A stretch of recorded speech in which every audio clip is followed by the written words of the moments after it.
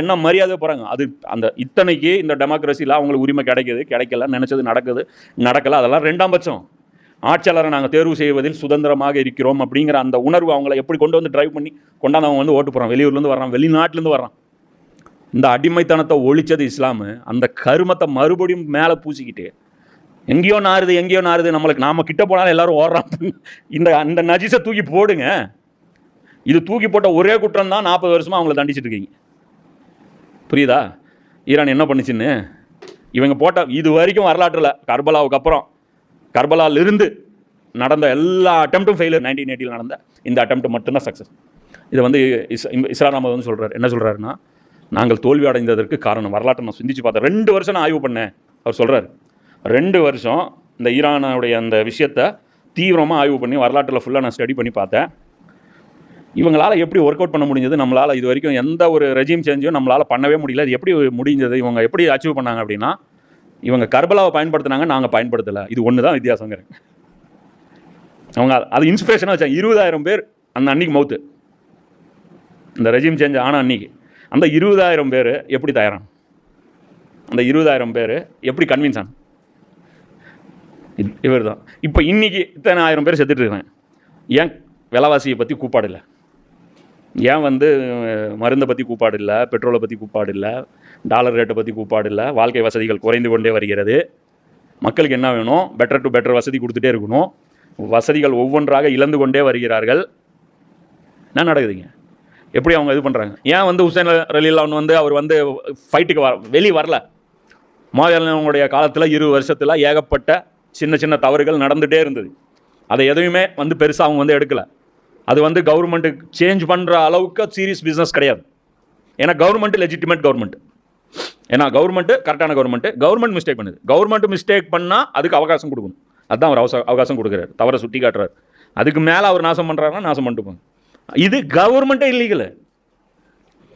இது வந்து இதுக்கு வந்து ஸ்பிரிட்டே கிடையாதுங்கிறத இன்னும் எப்படி ப்ரூவ் பண்ணுறது? அதை ப்ரூவ் பண்ணுறாங்க. இஸ்லாம் வந்து பேசக்கூடியது எது அப்படின்னு பார்த்தீங்கன்னா, விடுதலை, யாருக்கும் அடிமையாக இல்லாமல் இருப்பது. இதுதான் ரிவர்ஸில் ஆகுது. மன்னராட்சிக்கு இதுக்கு என்ன டிஃப்ரெண்ட்டு? எல்லாமே இருக்கும். ஆட்சியாளர் தேர்வு மக்களின் கைகளில் இருந்து பிடுங்கப்பட்டு விடும். அப்போ உங்கள் தலையெழுத்து தான். நல்ல ஆட்சியாளரை உங்களால் தேர்வு செய்யவே முடியாது. இது வந்து இஸ்லாம் வந்து வன்மையாக கண்டிக்குது. ஆட்சியாளர் மக்கள் தான் தேர்வு செய்ய வேண்டும். மக்களிடம் கருத்து கேட்காமல் ஆட்சியாளர் தேர்வு செய்வது ஹராம். குரான் சொல்லுது, ஹதீஸ் சொல்லுது, குலஃபாய் ராஷித் சொல்கிறாரு, யார் உமர்லியும் சொல்கிறாங்க, இஜ்மா சொல்லுது. என்ன எல்லாத்துக்கும் மாற்றமாக பேசுகிறது இதான் சொல்கிறாங்க. முழு சோத்தில் இந்த செங்கலை மறைக்கிறது இல்லை, சோத்தில் செங்கல் வந்து அது மாதிரி. அது எவ்வளோ டேலண்ட் வேணும் இவங்களுக்கெல்லாம். ஒன்றும் இல்லை, இதுவும் இஸ்லாமிய ஆட்சின்னு நம்ப வைக்கிறீங்களே. அதெல்லாம் பார்த்தா எப்படி தெரியுதுன்னு. இது இஸ்லாமிய ஆட்சி கிடையாதுன்னு யார் சொல்கிறா? ஜயித் பின் அர்கம் ரலியல்லாஹு சொல்கிறாங்களா? டே 1லேருந்து இஸ்லாத்தில் இருக்கிறவர் யார் சொல்கிறா? இவர் அண்டர்ஸ்டாண்டிங் இல்லையா அவருக்கு? ஏதோ சிரியாவாசி அவர் யார்? டே 1லேருந்து இருக்கிறாரு. எவ்வளோ லாங் 60 வருஷம் பார்த்துட்ருக்காரு. ரசூலுல்லாஹ்வுடைய ஒரு 23 வருஷம் பார்த்துருக்கிறாரு. 70-80 வருஷம் சீனியரு. என்ன ரசூலுல்லாஹ்வுடைய மக்கா பயான்கள் இவர் மட்டும்தான் தெரியும். என்ன பேசுனாருன்னு இப்போ வரைக்கும் யாருக்குமே தெரியாது. ரசூலுல்லாஹ்வுடைய மக்காவுடைய பயானு ஒரு பயான் வெளியே கிடையாது. தெரிஞ்சால் இவர் ஒருத்தர். அவர் சொல்கிறார், அடிமை ஆகிட்டீங்கடா, முடிஞ்சது, சோழி முடிஞ்சிருச்சு. இதை தான் அவர் புரிய வைக்கிறார். அடுத்து வந்து அவங்க என்ன பண்ணுறாங்க? பெண்கள், குழந்தைகள் எல்லாத்தையும் அடிமை பிடிக்கிறாங்க. யாரை அடிமை பிடிக்கிறாங்க? ரசூலுல்லாஹ்வுடைய ஃபேமிலியை அடிமை பிடிச்சி கூட்டு போகிறாங்க. இதெல்லாம் உங்களால் எப்படி வரலாறுல வந்து நீங்கள் மறைக்க முடியும்? எல்லாம் வந்து யார் பேசுகிறா? இவர் பேசுகிறார். யார்? இப்னு ஹஜர் பேசுகிறார். அவருக்கெல்லாம் காமன் சென்ஸ் இல்லையா? அவருக்கு தெரியாதா யாருடைய ரிவாயத்தை எடுக்கணும் எடுக்கக்கூடாதுன்ட்டு? சரி, அஹ்லுஸ் சுன்னாவுடைய ரிவாயத்தை என்ன எடுத்து சொல்லுங்கள். ஜைனப் ரலியல்லாஹு இருந்தாங்கல்ல, அவங்களுடைய வரலாறு இருக்குல்ல, அவங்க சாபி தானே. உங்களுக்கு தெரிஞ்சது 2 பேர் தான். யார்? ஹசன் ஹுசேன் மட்டும்தான் உங்களுக்கு தெரியும். அலிக்கு ஃபாத்திமா ரலியல்லாஹு வழியாக பிறந்தவங்க. ஜைனப் ரலியல்லாஹு அவங்களும் ஃபாத்திமா ரலியல்லாஹு வழியாக பிறந்தாங்க. உம்மு குல்சுமும் ஃபாத்திமா ரலியல்லாஹு வழியாக தான் பிறந்தாங்க. உமர் வந்து கல்யாணம் பண்ணுறாருல, அலி உமர் ரலியல்லாஹுடைய ஆட்சியில் வந்து கல்யாணம் பண்ணி கொடுக்குறாங்கல்ல, அவங்களும் ஃபாத்திமா ரலியல்லாஹுடைய மகள் தான். இவங்களும் ஃபாத்திமா ரலியல்லாஹுடைய மகள் தான். இவங்களுடைய வரலாறு என்னன்னு சொல்லுங்கள். கர்பலாவுக்கு அப்புறம் பிடிச்சி இழுத்துட்டு போடுறாங்க. இதில் இமாம் ஜைனுல் ஆப்தீன் அவர் சின்ன குழந்தையாக இருக்கிறார். என்ன வயசுன்னு தெரில. அப்போ அவங்களையும் வந்து கூட்டு போகிறாங்க. அப்போ வந்து இப்போ ஜியாத் வந்து அவன் சொல்கிறான் யார்கிட்ட, அவங்க கூட்டிகிட்டு வராங்க, கூஃபா கூட்டிகிட்டு வரும்போது அவங்கள கூட்டிகிட்டு வரும்போதும் சங்கிலியெல்லாம் போட்டு கூப்பிட்டு வராங்க. யாரை? இவர் ஆம்பளை. யார்? இமாம் ஜைனுல் ஆப்தீனை வந்து சங்கிலி போட்டு கூட்டிகிட்டு வரான். கையில் போட்டு காலில் போட்டு இப்படி போடு அப்படின்னு சொல்லி கூட்டிகிட்டு வரான். பெண்களையும் குழந்தைங்களையும் அப்படியே கூட்டிகிட்டு வராங்க. நடத்தி தெருவாக நடக்க வச்சு கூட்டிகிட்டு வராங்க. கூட்டிகிட்டு வரும்போது அவன் சொல்கிறான், ஜியாது, ஜைனப் ரலியல்லாஹு அவர்களை பார்த்துட்டு ஜியாத் ஜைனபை ஏளனமாக பார்த்து சொல்கிறான், உங்களை இழிவுபடுத்தி உங்கள் ஆண்களை கொன்று உங்கள் கதையை பொய்யாக்கிய அல்லாஹ்வுக்கே புகழ் அனைத்தும். நீங்கள் வந்து வேஷம் போடுறீங்க, தீனுடைய வேஷம் போடுறீங்க. அவன் சொல்கிறான், தீன் வேஷம் போட்டு இதோ ஆட்சி வந்து தீனுக்கு எதிராக இருக்குது அப்படின்னு சொல்லி ஆட்சியை தீனை கேடயமாக பயன்படுத்தி ஆட்சியை பிடிக்க பார்க்குறீங்க. யாரை? ரசூலுல்லாஹ்வுடைய ஃபேமிலி. ஆனால் அவர் டைரெக்டாக வந்து பிடிக்கலாம்டா. ரசூலுல்லாஹ்வுடைய ஃபேமிலி, ரசூல்லா வந்து எது கேடயமாக பயன்படுத்தணும்? அந்த காலத்தில் இருந்ததே மன்னராட்சி. மன்னராட்சிக்கு ஒரு மன்னர் வந்து உங்களுக்கு ஒரு சூப்பர் அரபு ஆட்சி ஏற்படுத்தி கொடுக்குறேன்னா கும்பிடு போட்டு பின்னாடி போயிருமா அபுஜையில். அதுதான் அவனும் சொன்னான், பேசாமல் நமக்குள்ளே டீலிங் பேசிக்கலாம், நாமளும் நீங்களும் சேர்ந்து ஒரு ஆட்சி வந்து உருவாக்கலாம் அப்படின்னு. இங்கே இவர் என்ன சொல்கிறாரு, அன்கண்டிஷனல் அக்ரிமெண்ட் வேணுங்கிறார். அதுதான் பஞ்சாயத்தை. இப்போ அவன் சொல்கிறான், உங்கள் கதையை பொய்யாக்கி அல்லாவுக்கே புகழ்ன்ட்டு. அல்லாஹ் புகழ்றான். இவங்கெல்லாம் அல்லாஹ் புகழ்ந்தா சொக்கிடுவாங்கள்ல, நல்லவர் தான் அல்லாஹ் புகழ்வாங்க. இப்போ தமிழ்நாட்டில் அரசியல் பண்ணுன்னு வச்சுங்க, எவனாக இருந்தாலும் தமிழை புகழணும். இல்லைன்னா வேலையாகுமா? ஆகாது. அது மாதிரி அந்த அந்த ஆட்சியில் எவனாக இருந்தாலும் அல்லாஹ் புகழும், இல்லைன்னா அந்த மன்னர் ஆட்சி நிற்காது. இன்றைக்கும் நீங்கள் வந்து உங்களுடைய ஒரிஜினல் தீனுக்கு சொன்னீங்கன்னா நிற்காது. இதுக்கு அவங்க பதில் என்ன சொல்கிறாங்க அப்படின்னா, அல்லாஹ்வுக்கே புகழ் அனைத்தும் ஜைனப் ரலியல்லாஹு சொல்கிறாங்க. அவன் தனது தூதர் அவர்களின் மூலமாக எங்களை கண்ணியப்படுத்தினான். எங்கள் ஃபேமிலி அல்லாஹ் எங்களை ரசூல் அனுப்பியே எங்களை கண்ணியப்படுத்திட்டான். எங்களை எல்லா அசுத்தங்களிலிருந்தும் தூய்மைப்படுத்தினான். எல்லா நஜிஸும் எங்களுக்கு வந்து அப்புறப்படுத்தினது. பாவம் செய்பவர்கள் தான் இழிவடைவார்கள், பொய்யர்கள் தான் அவமானப்படுவார்கள், இது நாங்கள் அல்ல அப்படின்னு சொன்ன உடனே, உன் குடும்பத்திற்கு அல்லாஹ் செய்ததை கண்டாயா? அவன் சொல்கிறான். அப்போனா அவன் ஃபேமிலி என்னாச்சு, அழிஞ்சில் போச்சு அப்படிங்கிறான். அதுக்கு அவங்க சொல்கிறாங்க, அது அவர்களின் விதியில் எழுதப்பட்டிருந்தது, அவர்கள் தங்கள் தியாகத்தை அடைந்து விட்டார்கள், விரைவில் நீயும் அவர்களும் அல்லாவின் முன்னிலையில் நிறுத்தப்படுவீர்கள், அப்போது தெரியும் யாருக்கு வெற்றி என்று, அப்போ பார்த்துக்கலாம் அப்படிங்கிறேன். இதுக்கு இப்னு ஜியாத் என்ன சொல்கிறான், இமாம் ஜைனுல் ஆபிதீனை பார்த்து, இவன் யார் அப்படிங்கிறான். அலி பின் ஹுசைன் என்று கூறப்பட்டது. அல்லாஹ் அலியை கொல்லவில்லையா, இன்னும் சாவலையா அப்படின்னு சொல்லினோன்னே, அதுக்கு இமாம் என்ன சொல்கிறாருன்னா, எனக்கு அலி என்ற பெயரில் ஒரு சகோதரர் இருந்தார், அவரை மக்கள் கொண்டு விட்டார். எனக்கு இன்னொரு சகோதரர் இருந்தார், என்ன நினச்சா அவரை கொண்டுட்டாங்க. இவங்களுக்கு வெயிட் என்ன புரியுதா? ஃபாத்திமாவினுடைய வம்சம் மட்டும்தான் இவங்களுக்கு டேமேஜ், அந்த வம்சம் மட்டும் இருக்கக்கூடாதுங்கிறேன். இதுக்கு பின்னாடி பல சூழ்ச்சி இருக்குன்னு பல உலமாக்கள் வேறு வேறு கோணங்களில் பதிவு செய்கிறாங்க. அதில் ஒன்று தஜ்ஜாலுடைய சூழ்ச்சி உட்பட. ஏன்னா இமாம் மஹதி ஃபாத்திமாவினுடைய வம்சத்தில் வர, அப்போ நபி ஸல்லல்லாஹு அலைஹி வஸல்லம் அவர்களே இவங்க கொல்றதுக்கு முயற்சி பண்ணவனு. குழந்தையிலே யூதர்கள் வந்து ட்ரை பண்ணுறாங்க. இப்லீஸுக்கு தெரியும் இந்த ஃபேமிலி ஆபத்துன்னு, புரியுதா? தஜ்ஜாலுக்கும் தெரியும் இந்த ஃபேமிலி ஆபத்துன்னு. அதனால தான் நபி ஸல்லல்லாஹு அலைஹி வஸல்லம் என்ன பண்ணாங்க, அலி ஃபாத்திமா இருக்கும்போது இன்னொரு கல்யாணம் நீங்கள் பண்ணக்கூடாதுன்னு, இன்னொரு வீட்டில் இன்னொரு ஆள் வரக்கூடாது. ஏன்னா அல்லாவுடைய தூதருடைய மகளும் அல்லாவுடைய எதிரியுடைய மகளும் ஒரே வீட்டில் இருக்கக்கூடாது அப்படின்னு சொல்லிட்டு இதெல்லாம் சொன்னாங்க. அப்போ இஸ்லாத்துக்கு வந்த ஒரு பெண்ணை வந்து ரசூலுல்லாஹ் வந்து ஏன் கல்யாணம் பண்ணுறதுக்கு அனுமதிக்கல? இதுக்கெல்லாம் ரீசன் இருக்குது. அந்த ஃபேமிலி வந்து அந்த பிளட் லைன் பாதுகாக்கப்பட வேண்டிய பிளட் லைன். அதனால தான் நபி ஸல்லல்லாஹு அலைஹி வஸல்லம் சொன்னாங்க, அதை பாதுகாத்துருங்க, ஏன்னா உங்களுக்கு மறுமை வெற்றி அதில் தான் இருக்குது. இன்றைக்கி வந்து ஈரான் வந்து யாராவது அக்செப்ட் பண்ணுறாங்களா? இஸ்லாமிக் கண்ட்ரி அக்செப்ட் பண்ணுறானா? பண்ண மாட்டேங்கிறான். என்ன சொல்கிறான், உள்நோக்கம் இருக்குது, அவனுக்கு அது இருக்குது, இது இருக்குது, ஷியா அவனை வந்து லீடர் ஆகணும்னு பார்க்குறான், அவன் பழைய பெர்சியன் எம்பையர் ஆகணும்னு பார்க்குறான். காரணம் கற்பிக்க முடியும். ரசூலுல்லாஹ்வுடைய ஃபேமிலி வந்துச்சுன்னா ஏதாவது சொல்ல முடியுமா? அது ரசூலுல்லாஹ்வுடைய ஃபேமிலி தான் கன்ஃபார்ம் ஆயிடுச்சுன்னா ஏதாவது சாக்கு போக்கு எவங்கிட்டையாவது மிச்சம் இருக்கா, இவர் தலைமையை நான் ஏற்க மாட்டேன் என்பதற்கு? அப்போ இமாம் மஹதி வந்து பூமி வந்து புதைக்கப்பட்டு அது உலகமே செய்தியாக பார்த்து அந்த அடையாளம் நடந்துருச்சுன்னா, அதுக்கப்புறம் அவர் எந்த நாட்டுக்கு லீடராக இருந்தாலும் அந்த நாட்டுக்கு கீழே எல்லாரும் வந்தே ஆகணும். அப்போ அவனுக்கு இறுதி எழுச்சி யார் மூலமாக ஏற்பட போகுதுங்கிறது அவனுக்கு தெரியுமில்ல, இப்லீஸுக்கும் இப்லீஸோடைய கூட்டாளிகளுக்கும் தெரியுமா இல்லையா?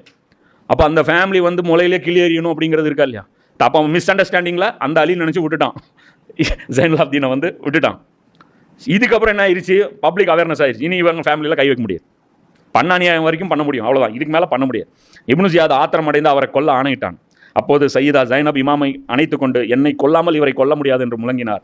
ஜியாத் இவர்களின் துணிச்சலை கண்டு வியந்து அவனை விட்டு விடுங்கள் அப்படின்னு சொல்கிறான். இதுக்கப்புறம் வந்து மௌலானா அபுல் கலாம் அதாவது சொல்கிறார், இந்த சம்பவங்களுக்கு பிறகு கர்பலாவின் தியாகிகளின் தலைகள் கூஃபாவிலிருந்து ஷாமுக்கு அனுப்பப்பட்டது. இப்போ இங்கேருந்து சிரியா ட்ராவல் பண்ணுது, இப்போ ஈராக்லேருந்து ட்ராவல், அதையும் பார்த்துக்குங்க, இதெல்லாம் எடுத்துகிட்டு போகிறாங்க. இப்னு ஜியாத் இமாம் ஜைனுல் ஆபிதீனின் கழுத்தில் இரும்பு சங்கிலை போட்டு சிறைப்பிடித்து அனுப்ப ஆணையிட்டான். இந்த குழு ஷாம் நகருக்கு சென்றது. எங்கே போகுது? எசீதுக்கிட்ட போகுது. எந்த எசீது?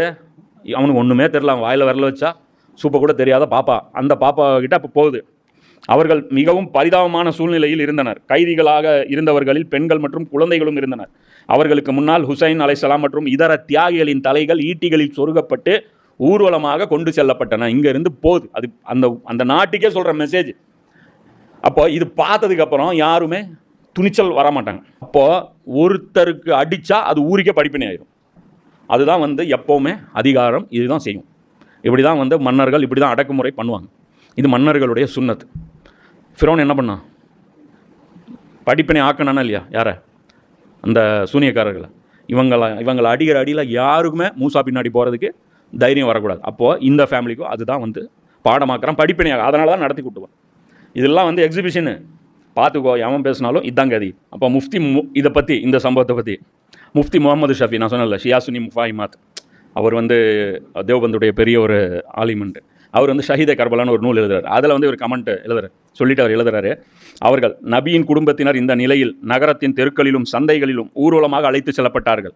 யசீதிடம் மனிதநேயமோ அல்லது கண்ணியமோ துளியும் இல்லை என்பதை இது நிரூபிக்கிறது. ஒருவேளை அவனிடம் சிறிதளவாவது மனித பண்பு இருந்திருந்தால் இந்த தூய்மையான குடும்பத்தின் நிலையை பார்த்து அவன் மன்னிப்பு கேட்டிருப்பான். ஆனால் அவன் அநீதி செய்வதிலேயே உறுதியாக இருந்தான். யசீதின் இந்த செயல் கியாமத் நாள் வரை அவனது பெயருக்கு அழியாத சாபமாக நிலைத்து நிற்கும். இப்போ இதை வந்து அவர் வந்து சொல்கிறார். அப்போ இவன் எப்படிப்பட்ட வேலை செஞ்சுருக்கான்? இப்போ இவங்கெல்லாம் என்ன சொல்கிறாங்க? இவங்கெல்லாம் வந்து தேவபந்து மக்தபுடைய டாப் மோஸ்ட் ஆலிம்கள். அவங்க பதிவு பண்ணுற வரலாறு. அப்போ அவங்க அந்த வரலாறு எப்படி பார்க்குறாங்க? புரியுதா? அப்போ இன்னும் வந்து அவன் இந்த சம்பவத்தில் பார்க்கணும். இந்த யசீதுடைய சபையில் என்ன கொண்டு போய் அவன் என்ன பண்ணுறான்? யசீத் இவ்வளவு கொடூரமான நடவடிக்கைகளை எடுத்ததன் நோக்கம் மக்களுக்கு ஒரு எச்சரிக்கை விடுப்பதே ஆகும். பூமியில் மிகவும் உயர்ந்த மற்றும் கண்ணியமான குடும்பத்தையே நான் இந்த நிலைக்கு ஆளாக்கும் போது எனக்கு எதிராக புரட்சி செய்ய நினைப்பவரின் கதி என்னவாகும் என்று காட்டி மக்களை அடக்க நினைத்தான். ஆனால் அவனது இந்த திட்டம் தோல்வியடைந்தது. யசீது பாவியின் அரசவை காலத்தின் விந்தையை பாருங்கள். உலகின் மிக சிறந்த மனிதர்கள் அந்த காலத்தின் மிக மோசமான மனிதனின் முன்னால் கொண்டு வந்து நிறுத்தப்பட்டான். இந்த காலத்தை பாருங்கள். ஆக கேடுகட்டவன் சேரில் உட்காந்துட்டு இருக்கான். ஆக சிறந்தவர் கொல்லப்பட்டு பிடிக்கப்பட்டு சிறை பிடிக்கப்பட்டு நின்றுட்டுருக்காங்க. யசீத் இமாம் ஜைனுல் ஆபிதீனை பார்த்து பேசினான். உன் தந்தை எனது உரிமையை பறிக்க நினைத்தார். யார்? ஹுசைன் அலைஹிஸ்ஸலாம். ஆட்சியை பிடிக்க பார்த்தார். இப்போது பார்த்தாயா அல்லாஹ் அவருக்கு என்ன செய்தான் என்று. அல்லாஹ் அவர் பண்ணுங்க புகழ் வந்து தான் எடுத்துக்கலையாம். அல்லாஹ் புகழ்றான். அல்லாஹ் வந்து ஹுசைனை வந்து கொண்டுட்டான் அப்படின்னு. அதற்கு இமாம் ஜைனுல் ஆபிதீன் சூரா ஹதீத் 57வது அத்தியாயத்தை 22வது வசனத்தை ஓதி பார்த்தார். குழந்தை கூட எப்படி இருக்கு? குரான் ஆயத்தை வந்து கரெக்டாக அந்த மைண்டில் வச்சு கரெக்டாக அதை வந்து வச்சு கவுண்டர் கரெக்டாக கொடுக்குறேன். பூமியிலோ அல்லது உங்களுக்குள்ளோ எந்த ஒரு துன்பம் ஏற்பட்டாலும் அதனை நாம் உருவாக்குவதற்கு முன்பே அது ஒரு புத்தகத்தில் எழுதப்பட்டுள்ளது. இது அல்லாஹ்வுக்கு மிகவும் எளிதான காரியம். அதான் சொல்கிறேன். குரானு, அஹ்லே பைத்து, கர்பலா நீங்கள்லாம் ஆய்வு பண்ணிங்கன்னா ஒரே வேவ் லென்த்தில் உங்கள் தாட்ஸ் வந்துடும். நமக்கும் அதே மாதிரியான தாட் அந்த ஆயத்தை பார்க்கும்போது நமக்கும் அதான் தோணும். அவங்களுக்கு என்ன தோணுச்சோ அதான் தோணும். இவனுக்கு என்ன தோணுச்சு பாருங்க, அதுதான் இவங்களுக்கும் தோணுது. அடுத்து பதில் அது சூப்பராக இருக்கும். அவன் சொல்கிறான், இதை கேட்ட யசீது அதற்கு பதிலாக சூரா 42வது 30வது வசனத்தை ஓதினான். உங்களுக்கு ஏற்படும் எந்த துன்பமும் உங்கள் கைகள் தேடிக்கொண்டவையே, இன்னும் அவன் அல்லாஹ் பலவற்றை மன்னித்து விடுகிறான். எப்படி? இவனுக்கு அதான தோணுது. இன்னைக்கு இருக்கிறான் குத்தில்ல ஹுசைனும் சைஃபுஜித்துன் தன்னுடைய பாட்டனாருடைய இதில் கொல்லப்பட்டார். பாட்டனார் உடனே அவன் சொன்னான், யசீது தன்னை நியாயப்படுத்த இந்த வசனத்தை ஓதினான். சொல்லிட்டு கூட அதனுடன் சேர்த்து சூலா ஆல இம்ரான், நீ ஒரு ஆயத்துக்கு காமிச்சா நான் 2 காமிப்பேன். அல்லாவே நீ ஆட்சியின் அதிபதி, நீ நாடியவருக்கு ஆட்சியை கொடுக்கிறாய், நாடியவரிலிருந்து ஆட்சியை கைப்பற்றுகிறாய், நீ நாடியவரை கண்ணியப்படுத்துகிறாய், நீ நாடியவரை இழிவுபடுத்துகிறாய், நன்மைகள் அனைத்தும் உன் கையிலே உள்ளனப்பா. என்ன பக்திமான்றா இவர். எப்படி பேர்? ஃபிரௌன் இது ஓதலாம்ல, ட்ரம்ப்பு, நேத்தன்யாஹூ எல்லாருக்கும் இது ஃபிட் ஆகும்ல. நாடியவர்களுக்கு எல்லாம் கண்ணியப்படுத்துகிறான். ஹஜ்ரத் இமாம் ஹுசைன் அவங்களுடைய அந்த சகோதரி வந்து உடனே சொல்கிறாங்க, என்ன சொல்கிறாங்க? யசீதே, எங்களை சிறைப்பிடித்து ஊர்வலமாக இழுத்து வந்ததால் நாங்கள் இழிவடைந்து விட்டதாகவும் உனக்கு அதிகாரம் கிடைத்ததால் நீ கண்ணியம் அடைந்து விட்டதாகவும் எண்ணுகிறாயா? அவன் சொல்கிறாங்க, சொல்லிட்டு நீ பெற்றிருக்கும் வெற்றி உனது பாவங்களை அதிகப்படுத்துவதற்காக அல்லாஹ் கொடுத்திருக்கும் அவகாசமே தவிர வேறில்லை. இதுதான் குரான் புரியுதா? ஆட்சியில் உட்காந்தவங்களாம் கண்ணியம்னா அப்போ மூசா நபி இழிவாக்கப்பட்டு ஃபிரௌன் கண்ணியப்படுத்தப்பட்டான். உங்களுக்கு அறிவுங்கிறதே இல்லையா? அப்போ ஜாலூத் வந்து கண்ணியமானவர், தாவூத் அலைஹிஸ்ஸலாமும் இழிவானவரா? அவன் தானே மேலே இருந்தான். அவர் சொல்கிறார், ஓ இப்னு துலகா, விடுவிக்கப்பட்டவர்களின் மகனே, நீ உன்னுடைய பெண்களை திரைக்கு பின்னால் பாதுகாப்பாக வைத்திருக்கிறாய். ஆனால் அல்லாவின் தூதரின் பேத்திகளான எங்களை முக்காடு இன்றி தெருக்களில் ஊர்வலமாக கொண்டு வந்திருக்கிறாய். எங்களை ஒரு ஊரில் இருந்து இன்னொரு ஊருக்கு இழுத்து செல்கிறாய். எங்களுக்காக பேசவோ அல்லது எங்களை பாதுகாக்கவோ எங்கள் ஆண்களில் இன்று யாரும் உயிருடன் இல்லை. நபி ஸல்லல்லாஹு அலைஹி வஸல்லம் அவர்களின் குடும்பத்து பெண் குழந்தையை அவன் என்னங்கிறான், ஒருத்தன் வந்துட்டு அடிமையாக கொடுங்கங்கிறான். ரசூலுல்லாஹ்வுடைய ஃபேமிலியிலிருந்து சையதா ஜைனப் பேசி கொண்டிருக்க போது யசீதின் கூட்டத்தை சேர்ந்த ஒரு சிரியா நாட்டுக்காரன் எழுந்தான். அவன் சையதா ஜைனபின் அருகில் இருந்த ஒரு இளம் பெண்ணை ஃபாத்திமா பின் ஹுசைன் சுட்டி காட்டி யசீதிடம், அமீருல் முமினீனே, இந்த பெண் குழந்தையை எனக்கு அடிமையாக கொடுத்து விடுங்கள் என்று கேட்டான். இதை கேட்ட அந்த சிறுமி பயந்து போய் தனது அத்தை ஜைனபின் ஆடையை பிடித்து கொண்டார். சையதா ஜைனப் அவர்கள் ஆவேசமாக அந்த நபரை பார்த்தார். வாயை மூடு, இது உனக்கோ அல்லது உன் தலைவன் யசீதுக்கோ கிடையாது. நபியின் குடும்பத்தை சேர்ந்த ஒருவரை அடிமையாக மாற்றும் அதிகாரம் அல்லாஹ் உங்களுக்கு வழங்கவில்லை என்று கர்ஜித்தார். அது சொல்லிட்டு சொல்கிறாங்க, யசீத் ஆத்திரமடைந்து எனக்கு அந்த அதிகாரம் உண்டு என்று மார்த்தட்டினான். இந்த கன்வர்சேஷன்லாம் நடக்குது. அந்த ஊழைய மாதிரி ஊழ போட்டு அழுதான். என்ன இந்த ட்ராமாலாம் வந்து அது அந்த ரிவாயத்து வந்து உங்களுக்கு வந்து வேலிடாக தெரியுது. தலையை வெட்டினது, கொண்டு போய் சுற்றினது, அதுக்கப்புறம் ரியாக்டாக மற்றவங்க கொல்லப்பட்டது, இதெல்லாம் முழுங்கிடுவீங்களா? அந்த ஒரு செய்தியை மட்டும் எடுத்துக்குவீங்க. அப்போது இவங்க சொல்கிறாங்க, அதற்கு ஜைனப், அல்லாவின் மீது ஆணையாக உனக்கு அந்த அதிகாரம் கிடையாது. நீ எங்களை வலுக்கட்டாயமாக அடைத்து வைத்திருக்கலாம், ஆனால் இஸ்லாமிய சட்டப்படி இது செல்லாது. நீ எங்கள் மார்க்கத்திலிருந்து வெளியேறினால் ஒழிய இது நடக்காது. நீ அப்படி எங்களை அடிமையாக பிடிக்கணும்னா நீ இஸ்லாத்தை விட்டு கலிமாவிலேருந்து வெளியே போயிரு, நீ காஃபிரா முர்த்ததாப்போ, அதுக்கப்புறம் என்ன எங்களை பிடிச்சிக்கோ அப்படிங்கிறாங்க. இதை கேட்ட யசீது கோபமாக, தீனை விட்டு உன்னுடைய தந்தையும் உன்னுடைய சகோதரனும் தான் வெளியேறினார்கள் என்று கூறினார். யார்? அலி ரலியல்லாஹு, ஹுசைன் அவங்களும் தீனை விட்டு வெளியே போனவங்களாம். இதற்கு பதிலளித்த ஜைனப் ரலியல்லாஹு அவங்க என்ன சொல்கிறாங்க, என் சகோதரன், என் தந்தை, என் தாத்தா மூலமாகத்தான் உன் பரம்பையே தீனை பெற்றது. என் ஃபேமிலி போட்ட பிச்சை தாண்டா உங்களுக்கு தீனாவே கிடச்சிது அப்படிங்கிறான். இந்த வீரமான பதிலை கேட்ட யசீத் தலை குனிந்து மௌனமானான். அந்த சிறிய நாட்டுக்காரன் மீண்டும் கேட்டபோது யசீத் அவனை அதட்டி அமர வைத்தான். இது அல்பிதாயா வன்னிஹாயால 8வது வால்யூமில் 210, 211, 212. அதுக்கப்புறம் அவன் என்ன பண்ணுறான், பப்ளிக் பல்ஸ் பார்க்குறான். பப்ளிக்கு பயத்தை பதிச்சாச்சுன்னு ரிப்போர்ட் எடுத்தால் என்ன இருக்குது, பயம் பதியல, பப்ளிக் பாய்லிங் ஸ்டேஜுக்கு வந்துருச்சு. விட்டால் நம்மளை காலி பண்ணிடுவாங்க, உல்ட்டாவாகிருச்சு அப்படின்னோடனே என்னங்கிறான், இது என்ன மீறி நடந்த மாதிரி நீ ஒத்துக்கோ. யாரை சொல்கிறான்? இப்னு ஜியாத் வந்து சொல்கிறான். என்ன சொல்கிறான், ஹுசைனை கொல்ல சொல்லி நான் கட்டளையிடவில்லை. ஹுசைன் எனக்கு கடிதத்தில் 3 விருப்பங்களை கோரியிருந்தார், அதில் ஏதாவது ஒன்றை நீர் ஏற்றிருக்கலாம் என்று கூறினான். இப்னு ஜியாத் ஆச்சரியமடைந்து, உமது கட்டளையை தான் நான் நிறைவேற்றினேங்க. இவங்க 2 பேருக்குள்ள கன்வர்சேஷன் எங்கே போகுது, நீ அவசரப்பட்டு இவரை கொன்ன அப்படின்னா, நான் எங்கே நீ தானே கொல்ல சொன்னேன் அப்படிங்கிற, அந்த லெட்டரை என்கிட்ட கொடு அப்படின்னா, நீ நவுந்துருவா அப்புறம் நான் பாவத்தை சுமக்கிறதுக்கா அப்படின்னு இவங்களுக்குள்ள அந்த பேச்சு நடக்குது. ஹுசைனுடைய படுகொலைக்கு இப்னு ஜியாத் தான் முழு பொறுப்பு, அவர் தான் போரை தூண்டினார். இப்னு ஜியாதின் சகோதரர் உஸ்மான் பின் ஜியாத் என்பவனை இப்னு ஜியாத் இமாம் ஹுசைனை கொன்றதன் மூலம் பனி ஹாஷிம் குடும்பத்திற்கு பெரும் துரோகம் செய்து விட்டான் என்று கூறினான். உடனே தான் அதில் அப்ரூவலாக மாற வைக்கிறான். யார்? யசீது. உடனே ஸ்டேட்மெண்ட் வந்து இவர்கிட்ட மாற்றிக்கணும் அப்படின்ட்டு. இதில் அவர் சொல்கிறார், யார்? இசாக் மதனி. அவர் சொல்கிறார், இது வரலாற்றில் இது வந்து செய்திகள் வந்து திணிக்கப்பட்டது பின்னால். எது? யசீது வந்து வருத்தப்பட்டான், அது மாதிரி இது பண்ணான் அது பண்ணான்ட்டு. இது எதுவுமே செய்யலை. இதுக்கு காரணம் என்ன அப்படின்னா, அப்படி பண்ணியிருந்தா இப்னு ஜியாதை அந்த பதவிக்கு நியமித்தவன் யசீத் நினைத்திருந்தால் இப்னு ஜியாதை அந்த இடத்திலேயே தண்டித்திருக்கலாம். அல்லது அவன் அப்படி செய்யவில்லை, மாறாக இப்னு ஜியாதை அவன் பாராட்டி பரிசுகள் வழங்கினான். அறிஞர்கள் கூறுகிறார்கள், யசீத் கர்பலா நிகழ்வில் முழுமையாக ஈடுபட்டிருந்தான். இது ஒரு நாளில் நடந்த விஷயம் அல்ல. யசீத் ஆட்சிக்கு வந்ததுமே மதீனாவின் ஆளுநருக்கு எழுதிய கடிதத்தில் ஹுசைனிடம் எவ்வித நிபந்தனையும் இல்லாமல் விசுவாச பிரமாணம் வாங்க வேண்டும், இல்லையெனில் அவரை தண்டிக்க வேண்டும் என்று கட்டளையிட்டான். எனவே அவன் இப்போது வருத்தப்படுவது போல் காட்டுவது முற்றிலும் பொய்யானது. இது வந்து யார் சொல்கிறா? அல்பிதாயா வன்னிஹாயால இமாம் இப்னு கசீர் வந்து அவங்க வந்து சொல்கிறாங்க. சொல்லிவிட்டு அதுக்கப்புறம் அவங்க இது சொல்கிறாங்க, என்ன அப்படின்னா, கர்பலாவின் இந்த துயர சம்பவத்தில் ஈடுபட்ட ஒவ்வொருவரும் தங்கள் செயலுக்கான பலனை அனுபவித்தனர். யசீதின் ஆட்சியும் முஆவியாவின் குடும்ப அதிகாரமும் இதன் மூலம் அழியத் தொடங்கியது. அதுக்கப்புறம் அவர் சொல்கிறார், யார்? அபுல் கலாம் ஆசாத் சொல்கிறார். ஹஸ்ரத் இமாம் ஹுசைன் அலைஹிஸ்ஸலாம் அவர்களின் இயக்கம் மற்றும் நோக்கம் குறித்து மௌலானா அபுல் கலாம் ஆசாத் எழுதுகிறார். ஹுசைன் அலைஹிஸ்ஸலாம் அவர்களின் போராட்டத்திற்கு அவரிடம் பெரும் படைகளோ அல்லது ஆயுதங்களோ இல்லை, ஆனால் அவரிடம் சத்தியம் மற்றும் ஈமான் இருந்தது. ஒரு பக்கம் யசீதின் பலமான அரசாங்கம், மறுபக்கம் இமாம் ஹுசைனுடன் இருந்த சில முதியவர்கள், பெண்கள் மற்றும் குழந்தைகள். முடிவை பற்றி கவலைப்படாமல் சத்தியத்தின் பக்கம் நிற்பதுதான் உண்மையான வீரம். வெற்றியும் தோல்வியும் முடிவுகளை வைத்து தீர்மானிக்கப்படுவதில்லை, நாம் எந்த பக்கம் நிற்கிறோம் என்பதை வைத்துதான் தீர்மானிக்கப்படுகிறது.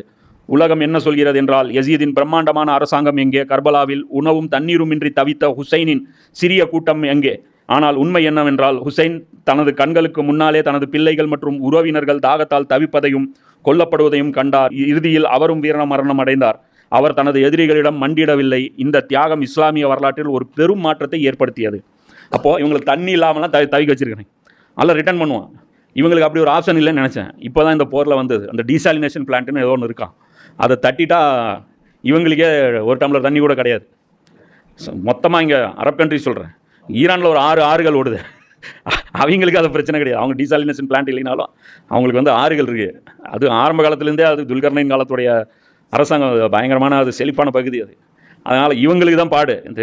இந்த குக்கர் கேஸ்கட் டீம் மொத்தத்துக்கும் இதுதான் இருக்குது இதில். அது அவங்க சொல்கிறாங்க, கர்பலாவிலிருந்து கிளம்பிய இந்த இரத்த வெள்ளம் யசீதின் ஆட்சியின் அடித்தளத்தையே அசைத்து பார்த்தது. இமாம் ஹுசைனின் ரத்தம் சிந்திய ஒவ்வொரு துளியும் ஒரு புரட்சியை உருவாக்கியது. அநீதிக்கு எதிராக குரல் கொடுக்கும் சக்தியை அது உலகிற்கு தந்தது.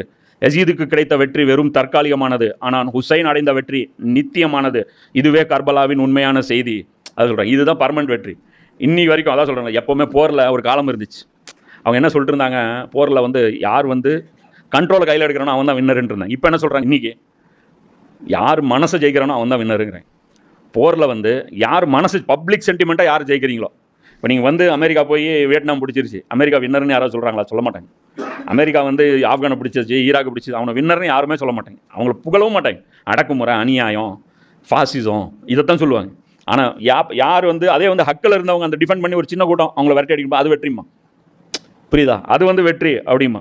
அதனால் அவர் சொல்கிறார், சத்தியத்தின் பாதையில் மரணத்தை தழுவது என்பது இழிவோ அல்லது வெட்கப்பட வேண்டிய விஷயமோ அல்ல அப்படிங்கிறாங்க. இப்போ இது அவங்களுடைய ரசூலுல்லாஹ்வுடைய ஃபேமிலிக்கு நடந்த நிகழ்வு.